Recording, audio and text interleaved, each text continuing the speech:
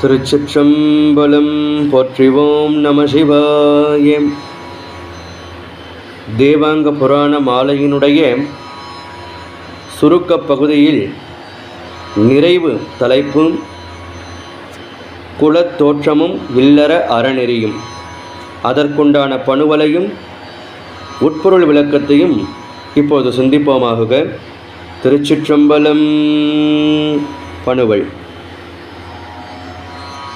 காலசேனன் எனும் காவலன் தோன்றிமேல் காதலி 10,000 மங்கையரை நாடித்தால நிகர் 10,000 மக்களை பெற்றுமே தழைக்க தேவாங்கர் குலம் தந்தனன் 700 எண்ணிக்கை மாமுனி வந்திட ஏற்ற சிவோபதேசம் பெற்று அவர் வாழும் திருநாம கோத்திரமே என வகுத்தி 700 கிளை தந்தனரே.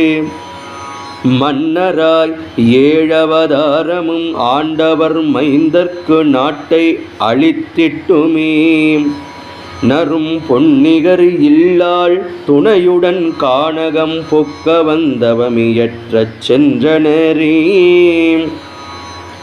மனைவி மக்களையுமே விருத்திடும் துறவரம் மாண்புயர் நம்மரபில் இல்லையே.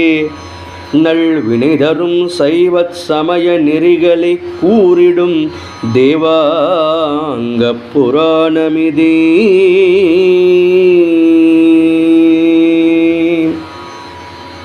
திருச்சிற்றம்பலம். உட்பொருள் விளக்கம். தேவதாசமையனுக்கு பின் வந்த காலசேன மன்னன் 10,000 திருமணங்கள் புரிந்து 10,000 பிள்ளைகளை பெற்று தேவாங்கர் குலத்தின் 10,000 மூல குடும்பங்களை தோற்றுவித்தான். அந்த 10,000 மக்களும் 700 முனிவர்களிடம் சிவோபதேசம் பெற்றனர். அந்த முனிவர்களின் பெயர்களிலேயே 700 கோத்திரங்கள் உருவாகின.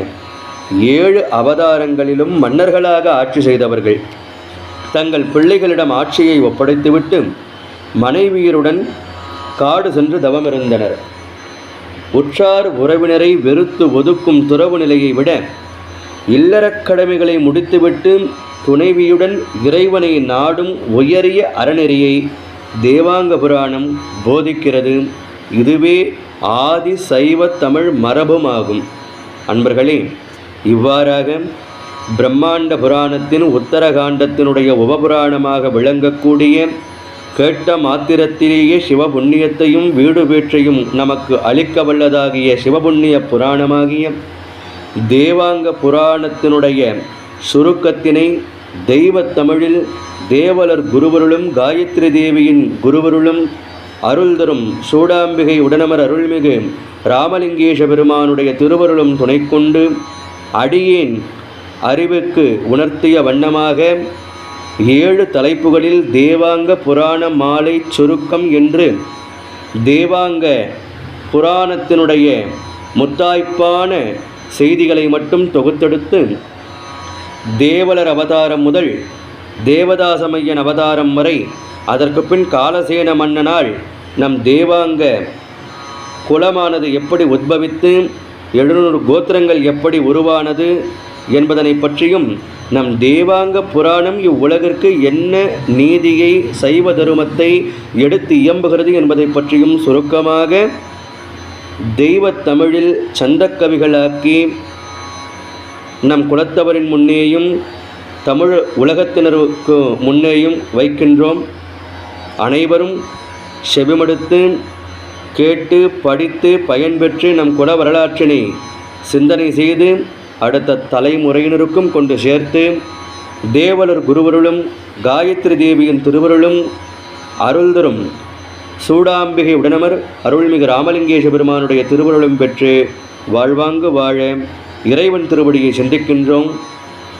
இதனையடுத்து தேவாங்க புராண மாலை பாகம் 2 என்னும் தலைப்பில் விரிவான தேவாங்க புராணத்தினை அடுத்தடுத்த பகுதிகளில் விரிவாக சிந்தனை செய்வோம். திருச்சிற்றம்பலம்.